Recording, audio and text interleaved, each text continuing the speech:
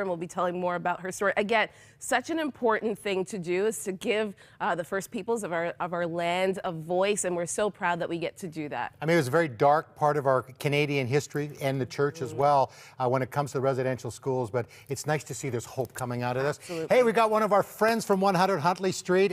He's been on the program as a host, and we just love him. He's an author. He's a guest Bible teacher this week. His name is Kerry Newhoff, and he'll be sharing about a time when he almost lost the thing that was most precious to him and what that meant. That's later on. Yeah, and this week we're revisiting some of our incredible interviews that we've been touched by throughout the years, or throughout the year, not the years. Lots of there have been a lot, and I'll be sharing mine tomorrow. Cheryl will be sharing hers on Friday, but today's your day. It is, and it was really, really hard. So all the people I've had a chance to interview, you were all on my list.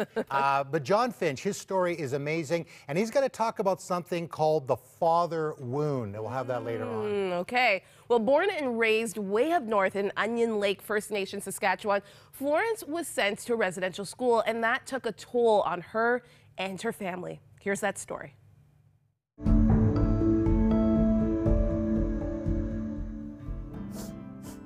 My name is Florence Blois. I was born here in a log house with 3 midwives. It was really good on the farm. We were kids. We can be kids and do anything as kids. We had both chores to do outside and inside. Feeding the ducks, I remember that. Hauling hay, skinning beaver with my dad, and muskrats. We did all that. It was such a skill that we learned finally. Until we went to residential school, that changed our lives. It really changed our lives, because Mom would say, how come are they're taking our kids? And she'd cry. I could see, I could hear, and I could feel the parents just went away in soul, mind, because they didn't have their kids anymore. They couldn't understand why. And it really hurt families. Come on, boy. No. I'm not an alcoholic. I never smoked dope because of what I seen around me. It taught me a lesson. And I seen that with all the other parents. They medicate themselves with drugs and alcohol. In those days, it was homebrew, boozing. They couldn't handle it. Their role was taken away from them as being a male protector, the mother as the keeper of all children in their home. Those were all stripped, including our language. And our language speak to us from the earth, from the birds, from the universe. So it's huge. Hey, come on, my boy. Little boy, come on. A sister came along when I was in grade 8. We used to say the rosary every day, which was fine. But after a while, it becomes just ritual in mind and thought, and you don't even think about it anymore, not really internalizing, you know, the meaning of the prayer. Because our dad taught us that. You can go and pray anywhere. You can go at the hill over here, you'll be with your God. And you don't need fancy clothes. You can go there with clothes that are all mended, and he'll be with you. And our mom was a churchgoer forever. We know her as a woman of prayer. How could I not believe? Yeah, you look after my ponies every day. Keep from harm, Native people. You know, here's something I've always known. Nobody really had to teach us to pray. We always did pray. We always did celebrate life, death, living, whatever. In the morning when I pray, I always give thanks for seeing another beautiful day and giving thanks to see my kids again, and my kids are well, they're doing okay, you know. I love them. I know they're being looked after. Then I pray for the community. I think about all the issues we're dealing with. I think about all the good stuff we're doing. Be the liking of Jesus. What did he do? I always go back to the 5 fish. You can feed a lot of people with 5 fish. Or be it with the mind, the soul, your physical, your whole being. It nourishes. You come into the light and start living your life. And what you were meant to be, that's your purpose.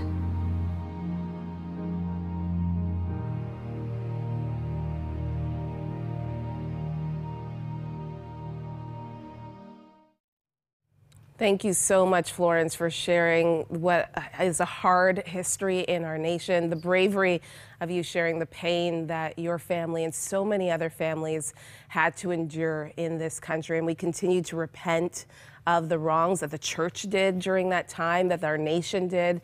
And this is why we highlight these important stories. What an incredible lady. Well, you know, as mentioned earlier, I had an interview that was greatly impacting me, you know, I think as a son and as a father. So in a moment, we'll have an interview with John Finch, but first, here's the father effect.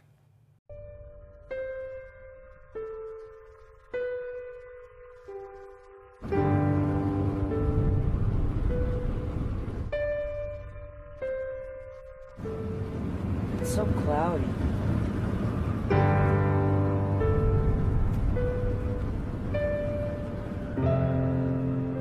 I was never prepared to be a father. I had no idea how hard it would be, or how heavy the responsibility would feel. You know, it doesn't seem right to have that much influence over one small life. The way they look up to you, and how easy it is to let them down.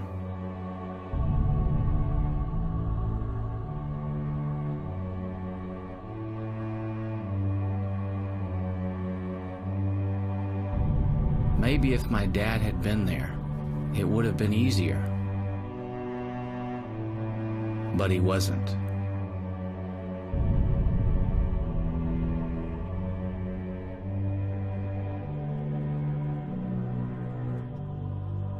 I grew up most of my life without a father.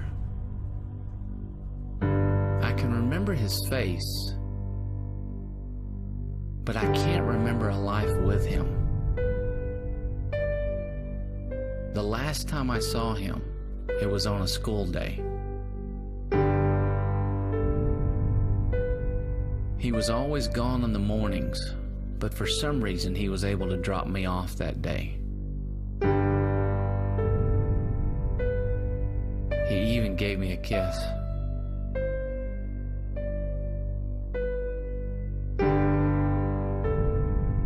I will never forget that day.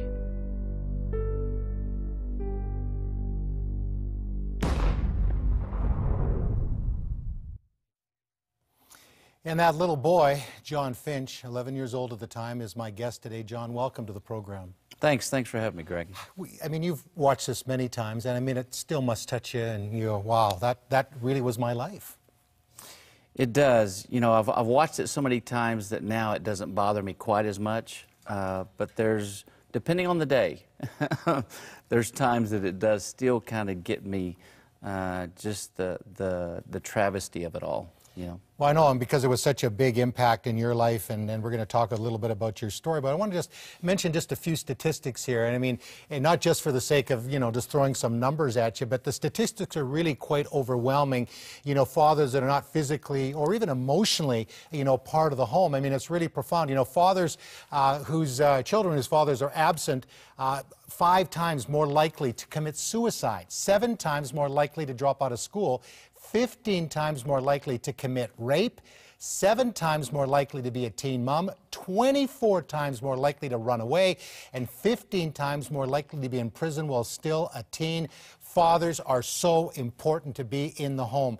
So, John, your story, though, is your father commits suicide at 11. Obviously, you were impacted by that, but it would be years later, when you had 3 daughters, you would see some of the challenges you were facing as a dad. I did. You know, for 30 years, I just kind of walked lost, not knowing what it meant to be a real man, not understanding what that looked like. And so I took, you know, bits and pieces from friends of mine's dad. They weren't necessarily always the best examples, but I took bits and pieces and really bought into everything that the world says you need to be as a man, as a father. It's all about money and power and success and all of those things. So, you know, it was about 8 years ago that God really just took me to a place of brokenness and really made me understand that I needed to look into this father wound thing and the abandonment issues that I had had for 30 years, because it was what was really destroying my life as a man, husband, and father. Okay, the word in the phrase that you're talking about, the father wound. Some are saying, well, what are you talking about? Because that, I mean, I know it affects a lot of people, but when you say father wound, what do you mean by that? So it's something, some way that a dad has wounded a child. Maybe it's physically, they've been physically or verbally abusive. Maybe it's a son that never heard the words, I love you, I'm proud of you, I believe in you. Maybe it's a dad who's abandoned the kids, to never talk, to never reach out to them again. Maybe it's a son that struggles with alcohol because he heard the words, you will never amount to anything. Maybe it's a girl who didn't get that fatherly love and affection that she needed from her father. So she's become promiscuous because she's going to look for love somewhere. She's going to look for that fatherly love somewhere. If she doesn't get it from her dad, she's going to find it somewhere. So what kind of dad were you when you came across this realization that you had this father wound and that maybe you weren't the dad that you should be? You know, I was the good dad. I always believed I was a pretty good dad. I always thought I could be a lot better husband. I had a lot of work to do in the husband area. I was engaged, but to the extent that I just had to be. You know, when I was home, I was engaged as much as I knew about I needed to be engaged. So I was the guy that thought he was doing a pretty good job because I was measuring myself against Bob, the next door neighbor. Well, Bob wasn't setting the bar very high. So, you know, I was doing really just the minimal amount that I needed to believe that I was a good dad. Now, you wrote the book Father Effect. That comes out of the film that you also did. We saw a portion of that. There's a shorter version, about 15 minutes. You can see it on YouTube, Facebook, anywhere else. To see the full length, which is about an hour with some extra interviews, go to your website and we'll get the information up there. Why, though, John, did you feel it was so important to get this book out there? Well, first of all, I think there's people that will watch movies and there's people that'll read a book. And they're kind of two different people, if you will. Some will do both, but usually they prefer one or the other. The book really gets into a lot more details as far as some of the things that we couldn't put in the film. When I talk about the practical advice on what men can do to become that dad, the husband, and the man that God created him to be. And you interviewed a lot of different people from all cross-sections, you know, young fellows that were in prison because they were abandoned by their father. We did. You know, there's some amazing stories of of redemption and how God has used forgiveness, just like in my life, that radically changed my life in every way when I came to forgive my father. There are stories in the book and in the movie that we share that are very similar stories of men and women both that have come to understand forgiveness for their dad and how it's changed their life. Okay, John, we're going to take a break. We're going to continue on talking about the father effect. And I know there's some guys out there, you're feeling a little bit guilty. You know what? There's hope. We're going to give you that hope when we come back right after this.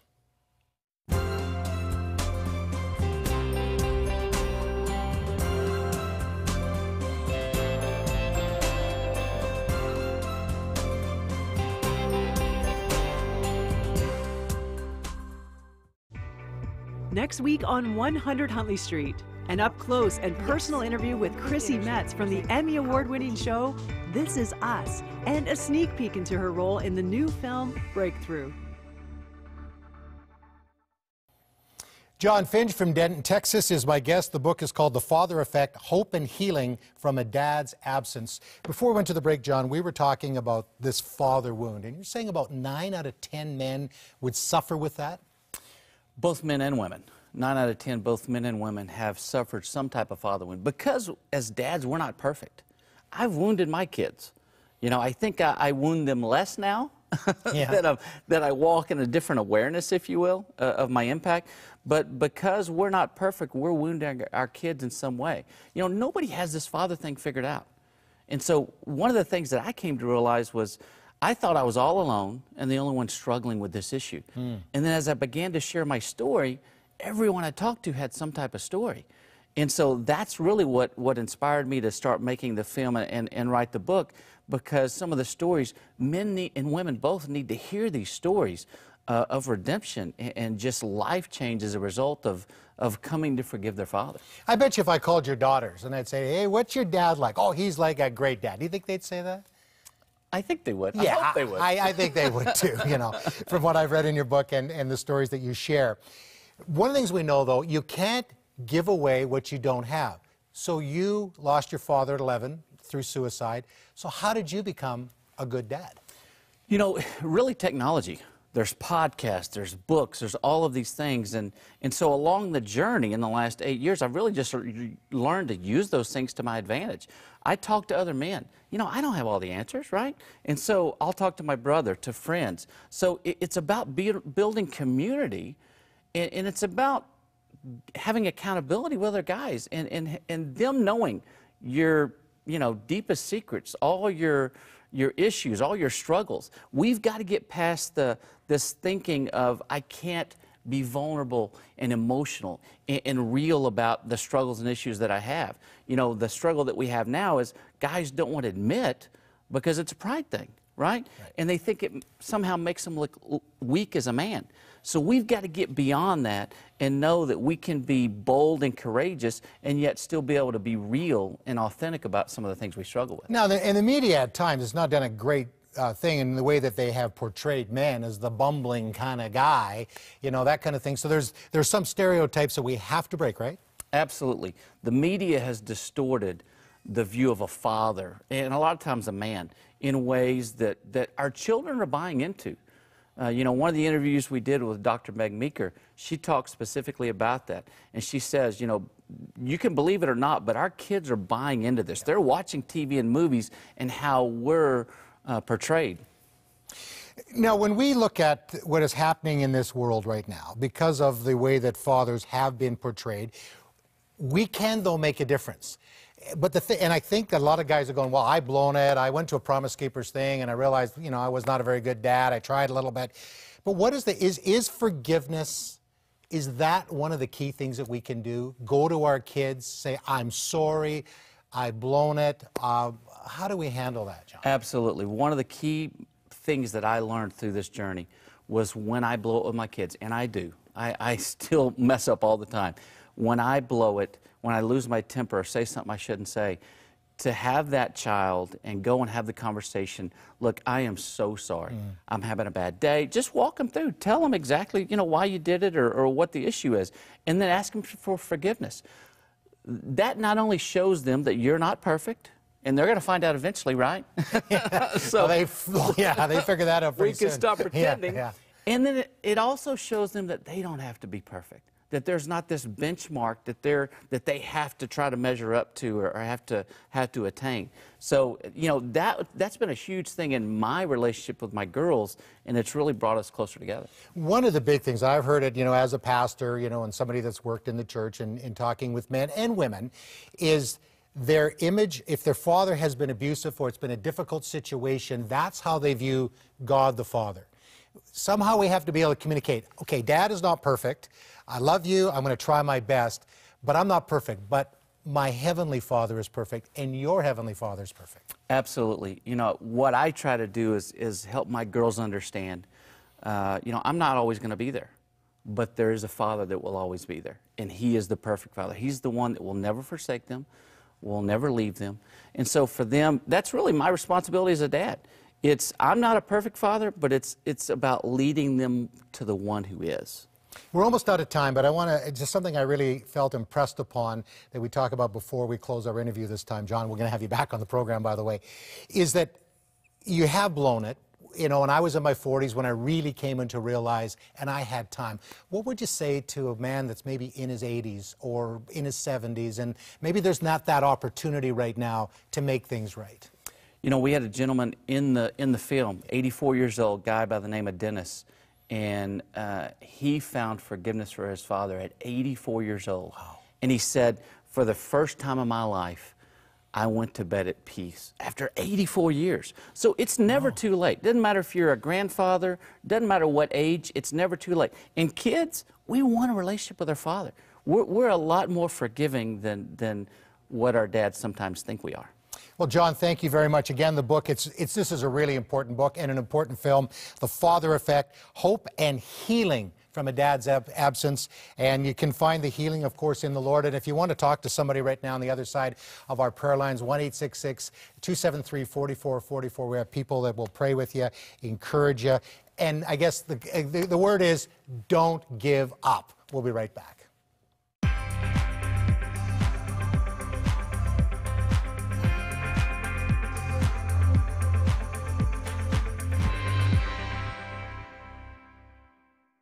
An important message about where you can watch 100 Huntley Street. While our broadcast on Global TV will end as of December 30th, there are still many places you can watch both on TV and online. Yes TV, independent stations, Castle, our new 24/7 streaming platform with prayer chat, YouTube, Facebook, and 100huntley.com. Learn where you can watch in your area. Call us or text the word Huntley to 1-800-265-3100 or visit 100huntley.com/schedule. In an instant, crushing news can steal the air from your lungs and quickly knock you off your feet, leaving you hopeless and alone, oftentimes with nowhere and no one to turn to. Like gravity, tragedy has a way of pulling us down. Since 1977, Crossroads Prayer Center has responded to the cry of over 10 million callers and has been a lifeboat of hope to people drowning in despair. Our 24/7 prayer partners pray God's life-giving word into over 1,200 situations every single day. Behind these numbers are real people with real needs who rely on us for prayer support to lift them up in their critical time. But for every 1,200 calls we handle, there are 300 we simply don't have the resources to answer. Please call 1-800-265-3100 or give online at crossroads.ca/give. Give hope, change lives. We love that. Give hope, change lives. And when we say we are including you at home. Thank you so much to those of you who have supported us so far, and we continue to need your financial support. So please do call 1-800-265-3100, or you can give securely online, crossroads.ca/give, to continue to make this television show effective across our country. And as we near the end of 2018, we need your support even more now than ever. And we have a very important announcement, and you're going to say, hey, where is 100 Huntley Street going to be after we get, in a few more days from now? Because we've been broadcasting, a number of years on Global, but that's going to end on December 30th. But here's the good news. There's still many great places to watch. You can go on your television and you can find all about that online as well. So in your area, you can say, where can I find 100 Huntley Street? Well, you can call us. You can text Huntley at 1-800-265-3100 or visit 100huntley.com/schedule. Right now, we have guest Bible teacher Carrie Newhoff, who's sharing about a time when he almost lost the thing that was most precious to him and what that meant. Take a listen. A few years ago, I was at a Toronto Blue Jays baseball game with my wife and kids, and my kids were just at the age, they were around 8 and 4, where they said, at a restroom break, Dad, we're okay, you don't have to wait for us, because I'm the dad who's like, okay, I'm going to wait for you right here and everything, and they're like, no, you just, finish your business and go out, and we'll meet you there. So I leave the kids in the restroom, I head out, I'm waiting at the Rogers Center, capacity 50,000, full baseball game. And I'm waiting and no kids, and suddenly I get that sinking feeling in my stomach, and I'm like, oh no, don't tell me. So I go back into the restroom, they're not there anymore, and I start looking around in a panic, trying to find my kids, and I'm like, oh no, what do I do? And then I realize, almost as bad as, now I have to go tell my wife I lost my kids. So I head back down to find her, she's coming up because we're not coming back, and I'm like, honey, I lost the kids. Like, I don't know where they are. And we're panicked. So we start talking to security. They call over the police. And we're like, I had my kids. I don't know where they went. And just as we're explaining to the police officer what happened, I feel a little tug on my pant leg. And it's my kids going, Dad, where were you? And so we tried to figure it out. And I guess there was someone else dressed the same way I was. And they just kind of followed him back to his seat. And thankfully, we were reunited. But you know that feeling where you're like, man, I just almost lost the most precious thing in this world to me? And kids are like that. Like, if you have a family of 4 and one of them is missing, it's not like you're sitting there at dinner and you're doing math going, oh, you know what, 75%, 3 out of 4, good enough, let's eat. No, if you're missing one kid, I don't care how many you have, you are going to stop dinner, you're going to do a search party, and you are going to search until you find them. I mean, math is no consolation. You're not like, oh, 75% good enough, or we can have another kid. You see, the powerful thing is, when it comes to people, that's exactly what God did for you in Jesus. In Luke chapter 15, not exactly a Christmas text, Jesus tells 3 stories to get the point across. He talks about a lost sheep, talks about a lost coin, then he talks about a lost son. And he says, we are not stopping until we find everyone who is lost. In fact, we'll jeopardize 99 to find the one. And what does that tell us? It tells us a few things. Number one, that what was lost has great value. Number two, that what was lost is unique. And number three, as a result of its uniqueness, it's irreplaceable. And really, that is the message, that's the thrust of Christmas. It's like that Jesus came for you, and that you are that unique, and that heaven isn't the same without you, and that Jesus came for you. So the question I have for you as Christmas approaches, do you see yourself that way? Do you see the value that God sees in you? Because when you see the world how God sees you, you start to act like God acts, which leads me to my final question. It's not just do you see yourself that way. Do you see others the way God sees others? So when you gather this Christmas, see people the way God sees people. And you'll start to act like God acts. You are irreplaceable. Wow, what a great word. And Merry Christmas, Pastor Carey. But I still thinking about that.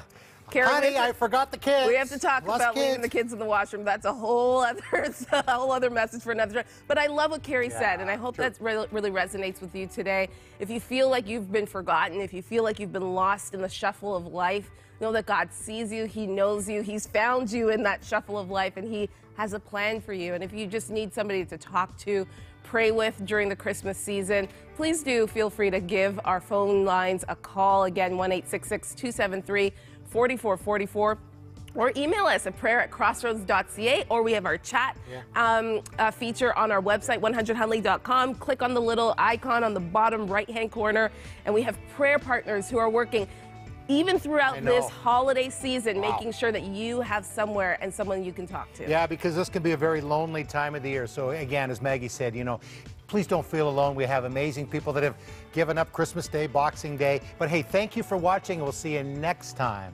Bye.